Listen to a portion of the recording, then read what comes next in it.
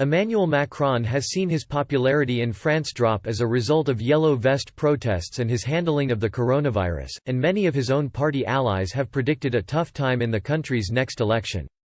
The damning warning was made in February as figures from President Macron's La République En Marche defected from the party.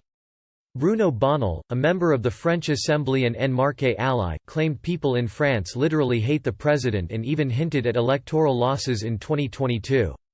He told the Financial Times in February, "The biggest risk is that while we would have Macron leading the country in 2022, it would be with a completely different makeup of the National Assembly and the Senate.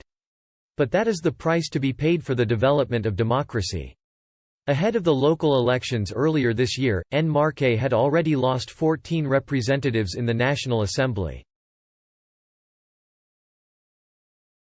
Opinion polls at the time showed that less than one-third of the French viewed Mr. Macron favorably, and voters in the municipal elections are expected to hand unprecedented gains to Marine Le Pen and her far-right Rassemblement National as well as to the Greens on the left.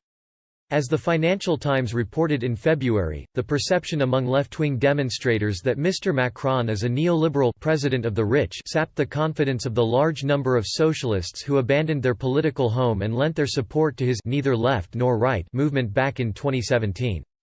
Vincent Martini, a political scientist, said, "LREM En Marche is a movement that revolves around its leader and whose political positions are very unclear, except that it's liberal.